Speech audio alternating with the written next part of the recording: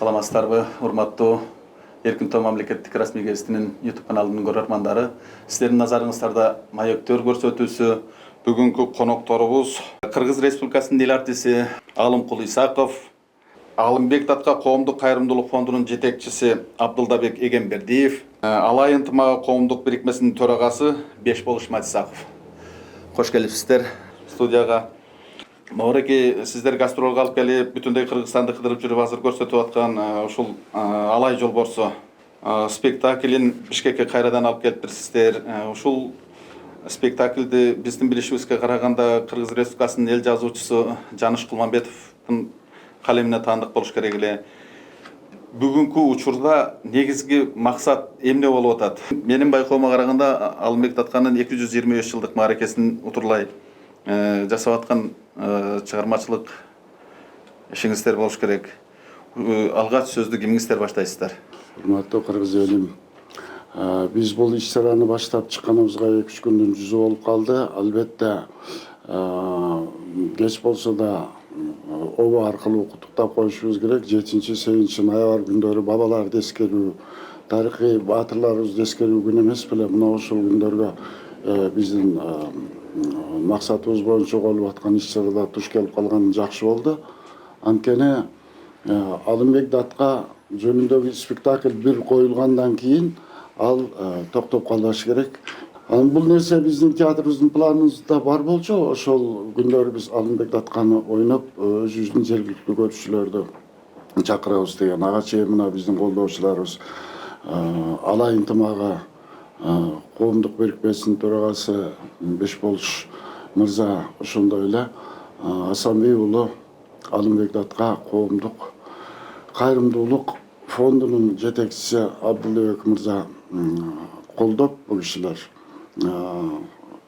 Бешболуш мырзанын демилгеси менен биз муну борборго чейин барып көрсөтүп, элибиз менен дагы бир жолу учурашып, калктын калың катмарына Алымбек Датканын ишмердүүлүгүн эсинен чыгарбай, байма-бай жаштардын да эсине салып туруш керек деген максат менен финансылык жактан, карыз жагын баардыгын чечип берели деп төрага Абдылбек мырза айтып калды. Ошондуктан биз 7 ноябрь күнү Ош шаарынын көрүүчүлөрү менен жолугушуп болдук. 8-inde биз Алайда өткөздүк. Кудай буйрса, мына бүгүн биз борборубуздун көрүүчүлөрү менен кечки саат 18-де көрүшкөнү турабыз.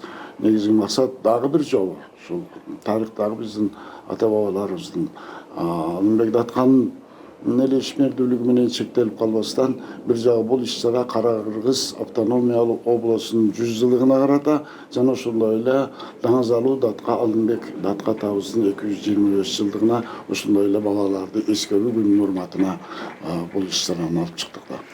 Бул жерде бир маселе бар да. Мына Абдылдабек мырза, сизге түздөн түз кайрылып туруп, ушул суроону мүмкүн ыңгайсыз суроо, кандай шартта болбосун ушул суроону берүүгө мындай бир аргас болуп турабыз да. Биз дайыма эле сөз кылганда Курманжан Датка жөнүндө сөз кылабыз дагы, коомчулукта Курманжан Датканын жасаган иштерин, теги генерал Искобелевтер менен жолукканын, ошол жерде келишимдерди түзүп, эң акыркы чечимдерге чейин барганын биз көркөм чыгармалар аркылуу, тарыхтык далил, маалыматтар эмес, көркөм чыгарманын негизинде, маселен ачык эле айтканда сынган кылычтын негизинде маалымат алып, ошол боюнча гана кабылдап жүрөбүз да. Ал ушул жерде эмнегедир Алымбек Датка жөнүндө Курманжан Даткачалык сөз болбойт. Эми биз бул адамдар эми бирин бири толуктаган эр шаркактай эч качан биринден бирин бөлүп караганга мүмкүн эмес адамдар. Бирок кандай болгондо дагы Кыргыз элинде Алымбек Датканын орду бийигирээк биз түшүнгөндөн. Себеби ошол Кокон ордосуна барып, Кокон мамлекетинин негизги жетекчилигинде туруп, негизги ордун аркалап, ошол бүтүндөй Алай кыргыздарынын жалпылап айтканда ушул Ош Анжиян чөлкөмүнүн толугу менен көзөмөлдөп турган инсан жөнүндө көп сөз болбой калган учурлар кездешет да. Кайсыл эле мезгил болбосун, ушул Алымбек Датка жөнүндө биз жеткиликтүү маалымат албай калып атабыз. Ушул боюнча мына сиз ушул Алымбек Датка кайрымдуулук фондунун төрагасы катары өзүңүз ошол кишинин урпактарынан болсоңуз керек, Абдылдабек деген атыңызга байланыштуу да айтып атасыз. Ушул маселелер боюнча кандай иштер жүргүзүлүп атат негизи? Саламатсыздарбы? Алымбек Датка боюнча туура айттыңыз. Буга чейин кыргыз эгемендүүлүгүн алгандан бери Курманжан Датканы даңазлап келет. Курманжан Датканын элдин баары билет. Тарыхый орду бар. Ал эми ошол даражага жеткизген Курманжан Датканы Курманжан Датка кылган Алымбек Датка. Биз урпактары катары андан сырткары кайсы жерге барбайлы туугандар эмне үчүн силер Курманжан Датканы даңктайсыңар, Алымбек Датка мындай көмүскөдө калып калган деп ушул немени айтат да, сиз айткан эле нерсени.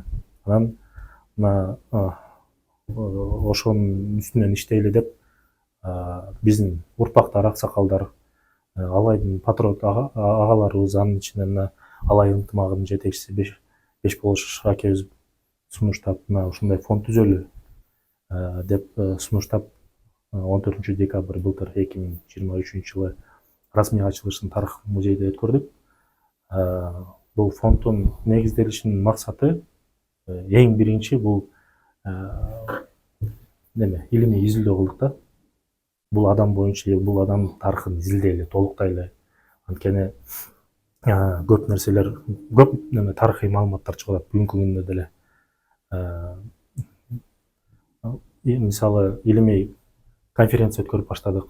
Фонддун ачылгандан кийин Академия наук менен биргеликте илимий конференция өткөрүп атабыз. Кудай буйрса, мына жылдын аягында, декабрдын башында эл аралык конференция өткөрөлү деп атабыз. Ал жакта Кокон хандыгын жакшы изилдеген Өзбекстандын академиктери Бабабеков, Бабажанов, аларга билдирүү бердик, алар макулдугун беришти. Бир топ уже 85-ке чыгып калган аксакалдар экен. Алардын да билгени бар болуш керек деп ошол биз чакырып атабыз да. Анан бүгүнкү күндө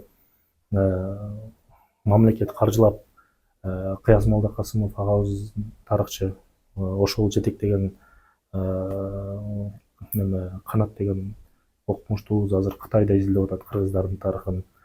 Анын ичинде чыгып атат, мисалы, Адигине урусу, анын ичинде Алымбек Датканын аталары Ажви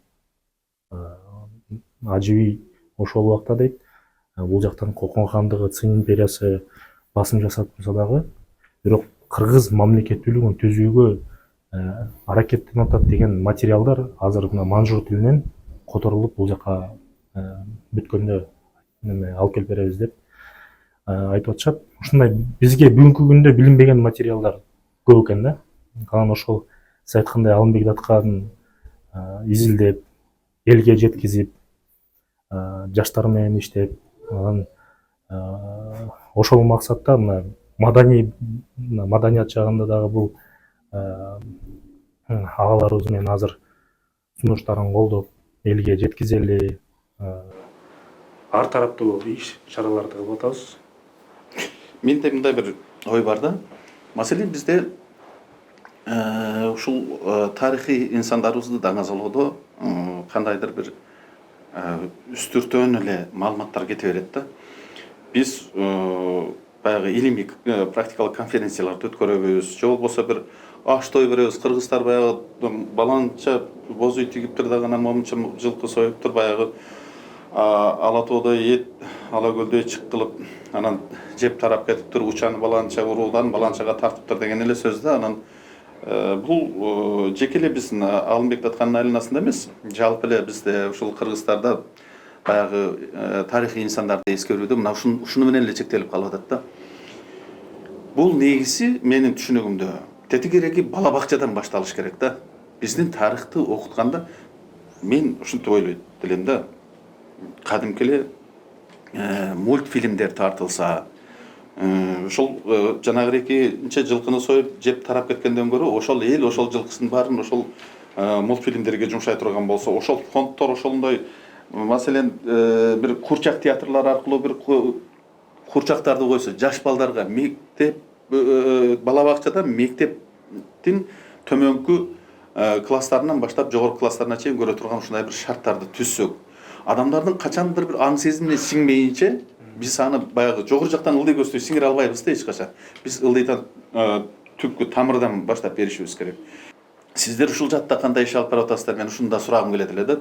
Ушул курчак фильмдер, ошол эле учурда курчак театрлары, өспүрүмдөр үчүн атайын ушундай бир спектакльдер, ошол эле учурда документалдуу фильмдер тартылса, тетигерээк жакшы айтып атасыз. Өзбекстанда эми Кокон Ордосу бүгүнкү күндө Өзбекстандын карамагында тургандан кийин Өзбекстанда бул тарых чынын айтканда абдан чоң болуш керек. Ал жерде тактай турган маселелер көп. Алымбек Таткандын орду жөнүндө, ал кишинин аткарган иштери жөнүндө, элге кылган кызматы жөнүндө бир далай биз билбеген маалыматтар болуш керек. Мына ошолордун баарысы жөнүндө документалдуу фильмдерди тартып, ошол куурчак фильмдерди тартып, ошол эле учурда баягы жаш балдар үчүн, өспүрүмдөр үчүн атайын спектакльдерди коюп, ушундай маселелерге бир көңүл буруу маселесин кандай деп ойлоп атасыздар? Сиздин сунушуңуз аябай жакты. Баягы куурчактар боюнча негизги баягы биздин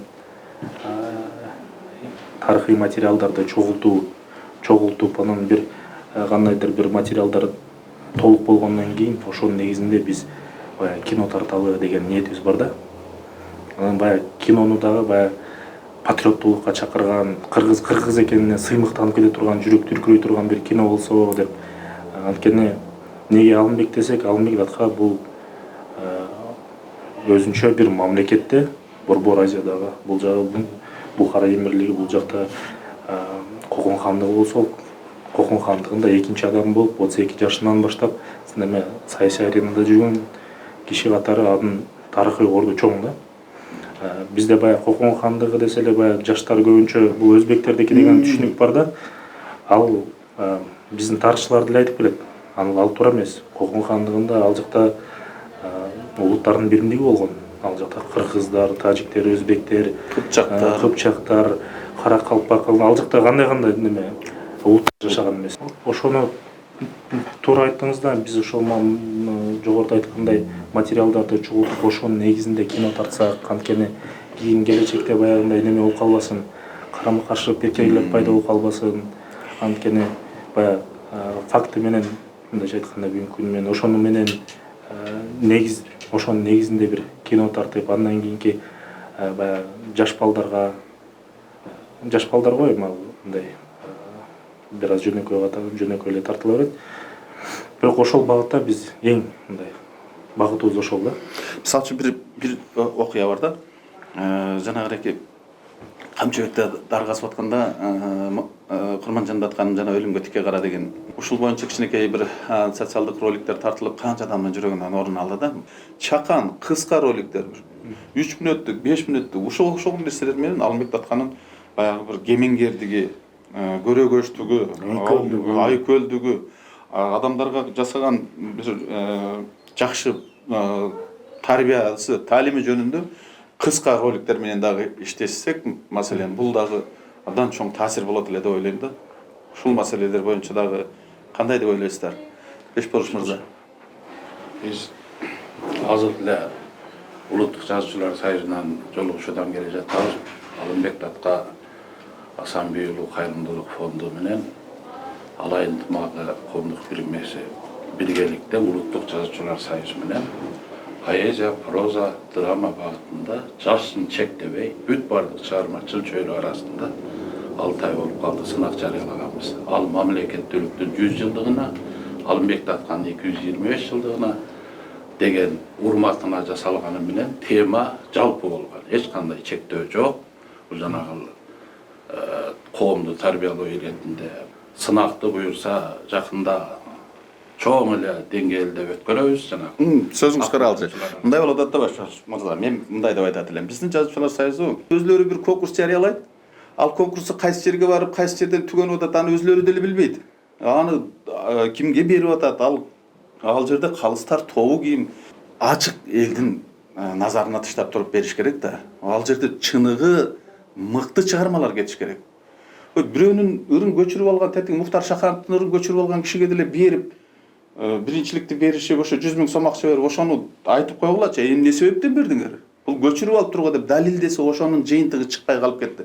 Бул мен мисалы үчүн ушул жазуучулар союзу бир иштин өтөсүнөн чыгып бир нерсени жакшы нерсе жаса берет деген ишеничке али жете элекмин. Аракет кылып атышкандыр, андан бери төрагы алмашты.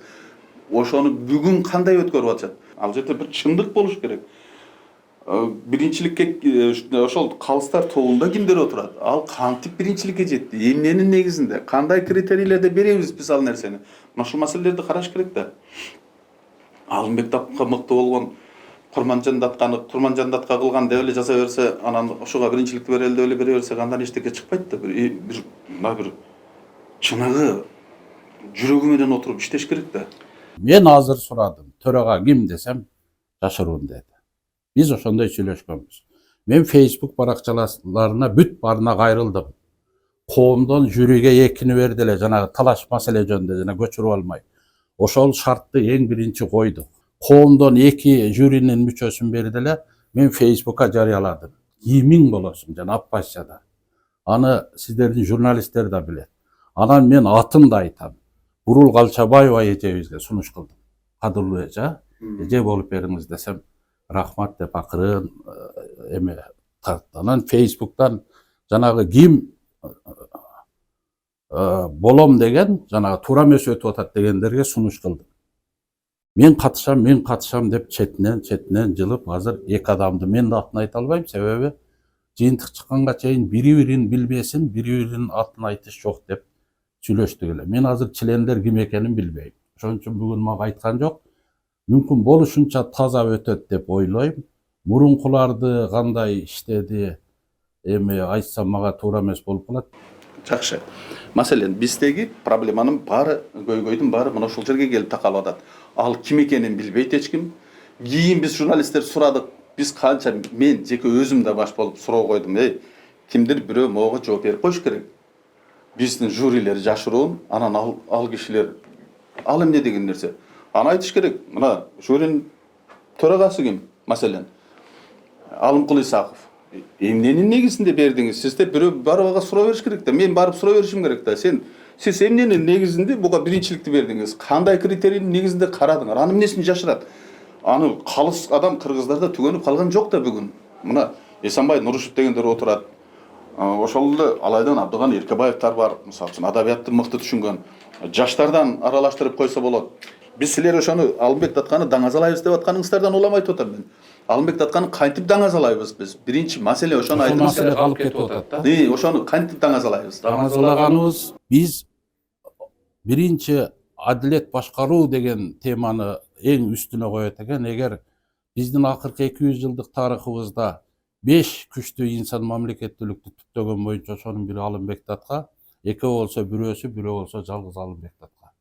Себеби ошого биз уюштургандар таза, жакшы кетсин деп былтыр Алай ынтымагы коому, жалпы коомчулук Алымбек Датка Асанбий уулу атындагы фондду түзүп, бет ачарын жасап, ошол күндөн баштап биринчи эле күнү программабызды түзүп, 1 жылдык иш планыбызды түзүп, эң сонун мүмкүн болушунча тилекке каршы атайын бийликтерге кайрылуу жаздык эле круглый дата болуш керек деген мыйзам негизинде кийинки жылдырылып калды. Бирок коомчулук 225 жылдыкты мындай сонун дал келүүчүлүк болуп атат. 100 жылдыкка 225 жылдык дал келип калып атат.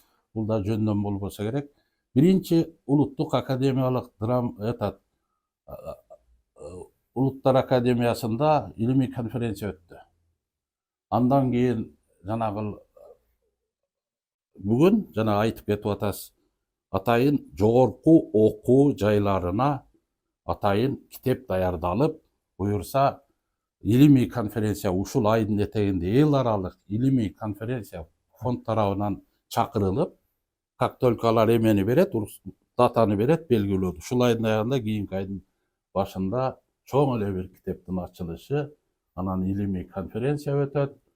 21-нде Улуттук жазуучулар союзу деп кайра айтып калдым. Ошонун 90 жылдыгында филармонияда буюрса проза, поэзия, драма жаатында именно ушул Алымбек Датка болбосо дагы эркин тема бергенбиз. Бүт республика боюнча келип, ошол жерде Түрксойдун, эл аралык маданий уюмдардын катышуулары дагы кимдер болот экен, ошол жерде татыктуу делген эмелерге фонд тарабынан мындай дем берүү, чыгармачыл адамдарга дем берүү максатында. Алымбек Датканын, мамлекеттүүлүгүбүздүн 100 жылдыгын Алымбек Датканы даңазалоо, келечек муундарды патриоттуктукта тарбиялоо максатында уюштурулган бир гана бул чыгармачылык тарапта эмес, спорт, экономика жана башка жактары да уюштурулуп атат. Ошондой максатта уюштурулган эменин жыйынтыгы чыгат. Мен үмүт кылам, биз баарыбыз үмүт кылабыз. Көч бара түзөлөт дейт. Ушул сапар таза, чыныгы эми укмуш чыгарма жаралбаса дагы таттууларга берилет деген.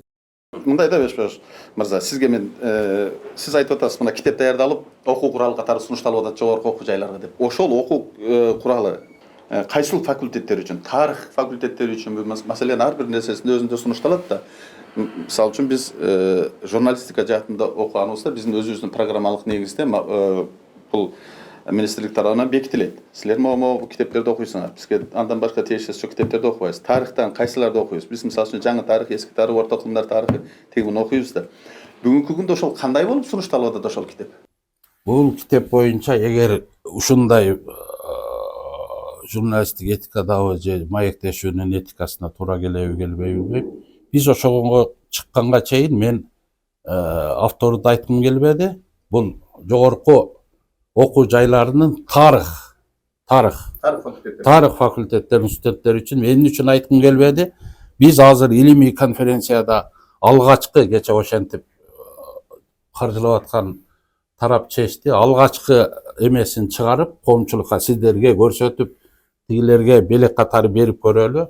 Анан мындай бир чоң эмеде жакшы кабыл алынса, ошондо жанагы массовый студенттер үчүн чыгарганга баралы, бекитип белгиле деп кайрылалы деген ойдо болуп атабыз. Демек толук бекитиле Бекитилет.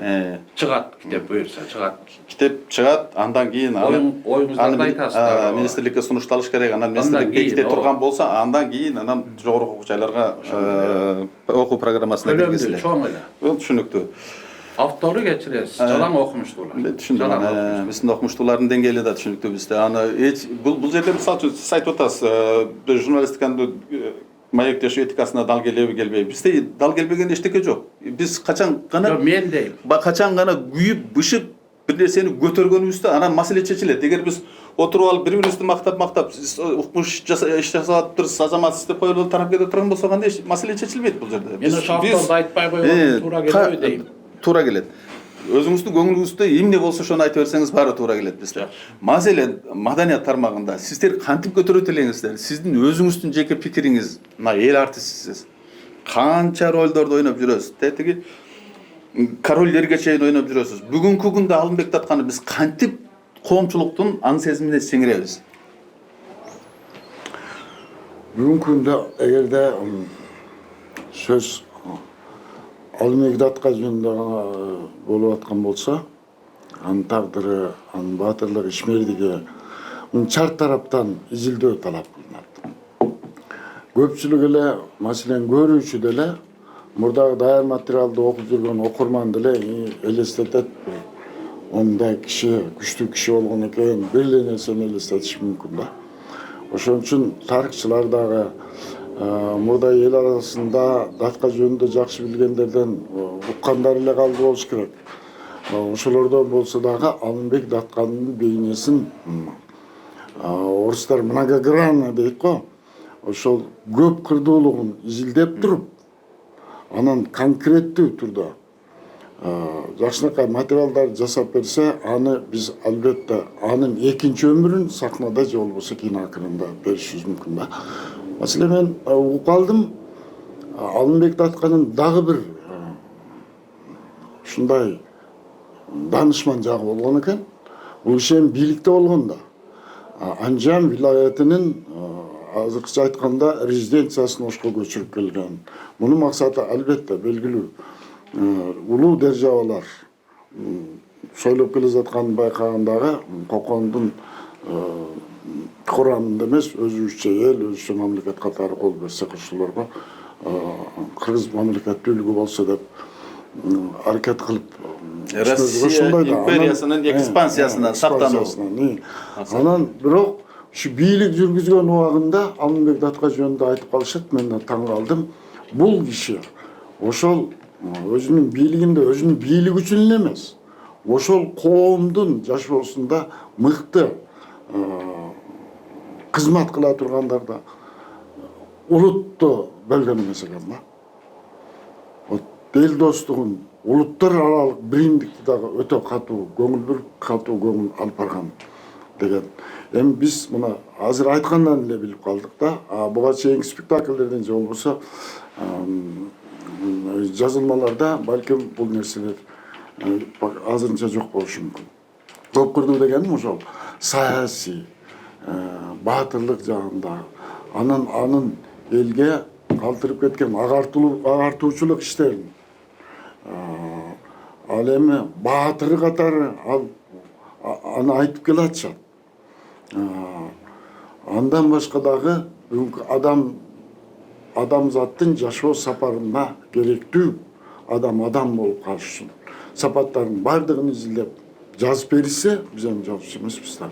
Анын экинчи өмүрүн жанагыдай сахнада же болбосо кино экранда көбүрөөк жаштардын арасына, жаңа жерден бир жерден жакшы айтып кеттиңиз. Тарбияны бөбөктөрдөн башташ керек. Мына мисалы үчүн сиздерге мен мындай деп айтат элем да. Мына атайын фонд бар экен бүгүн, фонддун жетекчиси экөөңүздөрдүн ортоңуздарда отурат. Мына Бешболуш мырза жазуучулар союзунда мүчө болсо, ошол жазуучулар жаатына аралашып жүрөт. Кандай жазып, эмне кылса, ошондо Алымбек Татканы кайсыл өңүттөн көтөрүп чыгуу маселесин фондко сунуштаса. Ал эми сиз ошол жазылган нерселерден жаралуучу фильмдерди, спектакльдерди, ролдорду кантип элестетет элеңиз да, маселен? Ким кандай жазып бериш керек, анан сиз кайсыны ойногуңуз келет, маселен? Кантип ойногондо биз ошону жеткире алабыз? Тарихи ордо Алымбек Таткандын баатырлыгы, чыгаандыгы бул жагынан жетекчи катары. Ал белгилүү. Мунун адамдык сапаттарын айкөлдүгүн, анын бүгүнкү күндүн тили менен айтканда эле кандай педагог болгондугун, маселен, агартуучу. Албетте анын эл аралык биримдикти, эл аралык саясатты мыкты билген инсан катары мына 3 нерсе кирип кетип атат. Бул 3 нерсенин баардыгын сахнада көрсөтүшүн дагы чоң даярдык керек. Автор тараптан дагы, анан кийин режиссер тараптан дагы, актерлор тараптан дагы да. Мен ушу даанышмандыгын дагы ачып жазып берсе, мен ушу жагын сунунат элем жазуучулардан. Маданият өкүлү катары, маселен, даанышмандыгын ачып берсе дейт. Сиз эртең Бешболуш мырза жазуучулар тарабынан, ошо жазуучу акындар тарабынан, драматургтар тарабынан кандай бир чыгарманы күтөт элеңиз? Мен ушул тема боюнча балким туура эмес айтсам керек, биринчи сунуш кылганда Алымбек Татка боюнча гана болсун дегендей айттым. Мен инженермин да өзү.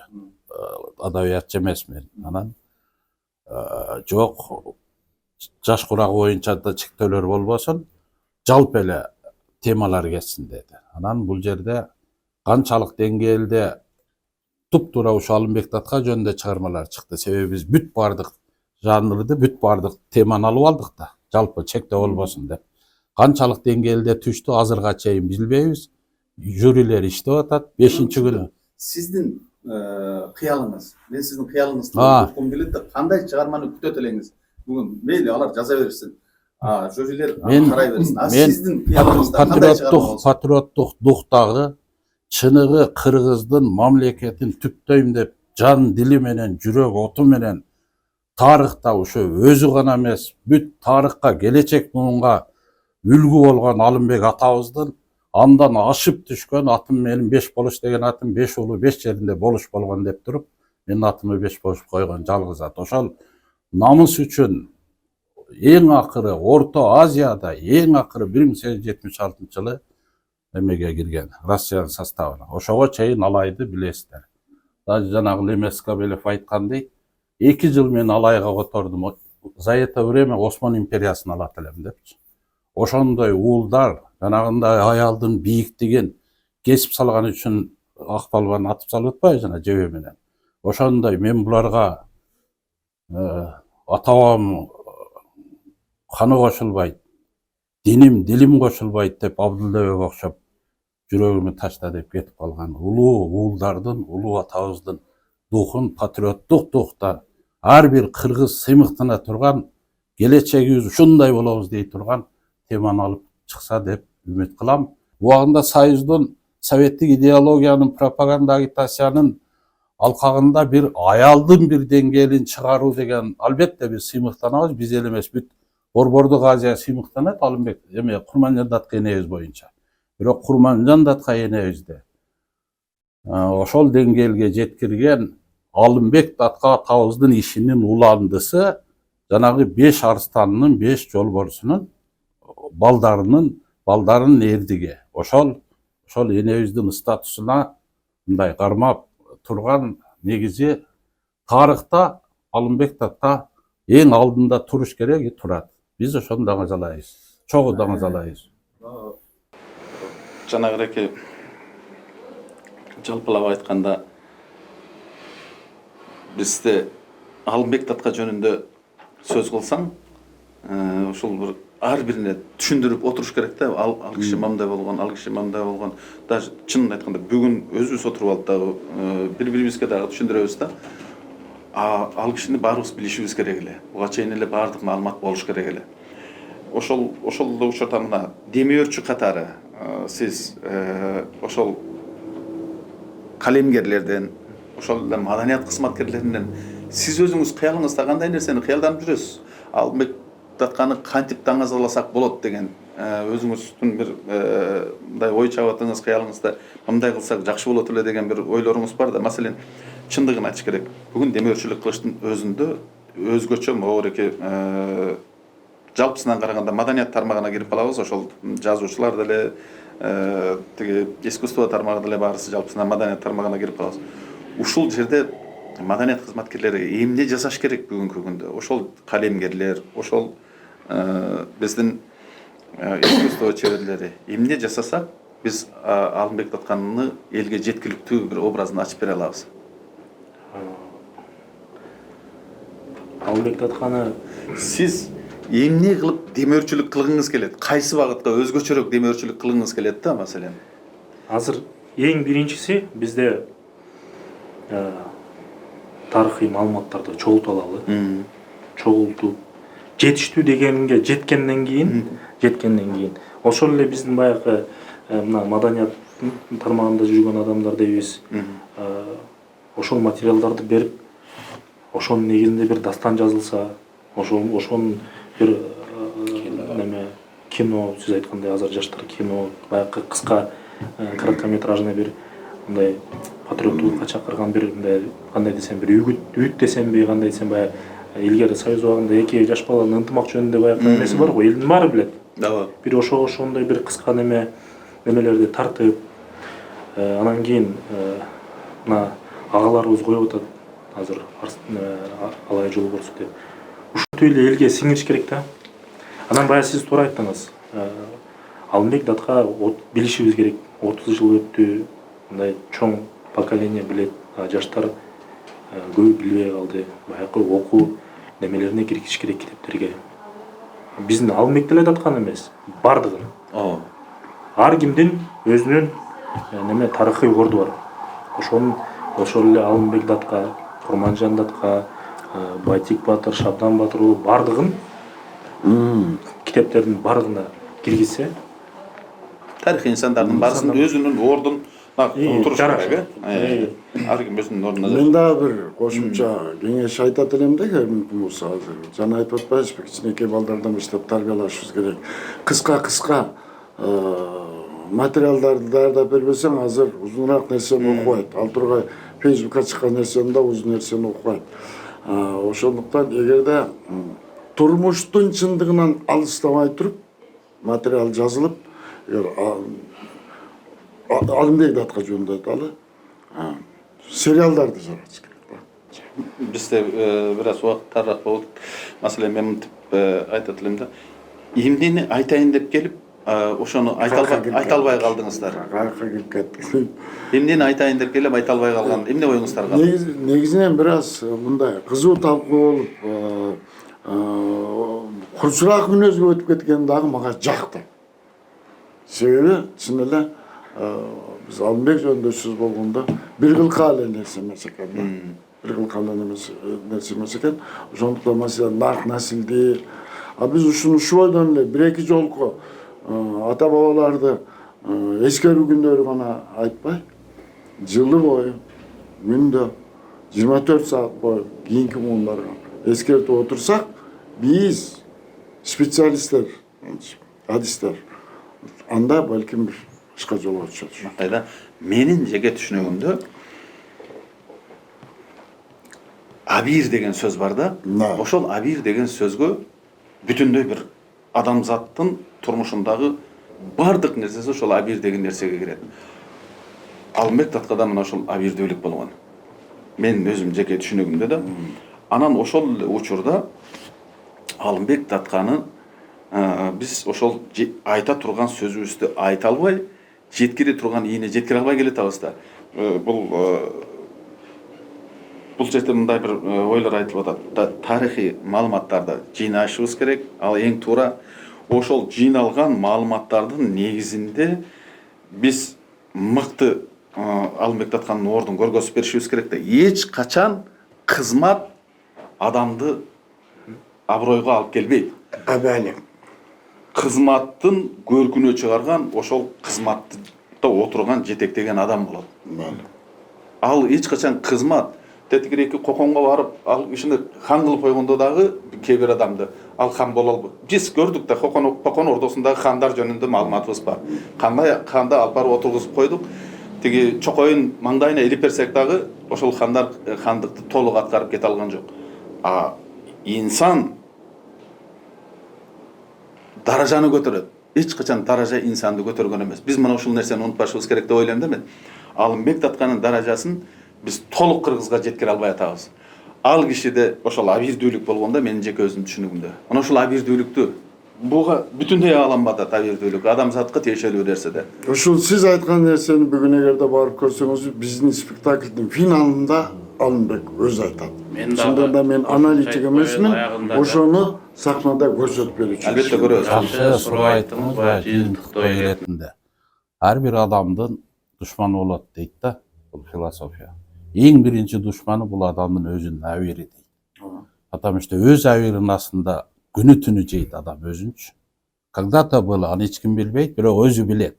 Ошонсуңарындай мен өзүмдүн абиримде жана эмнени айта албай кеттиңер, айтам деп келип деген сөзгө жооп. Жанагы орустар баратканда жаңгырыктан бүлөлүнүн оозунан таш кулатып атпайбы?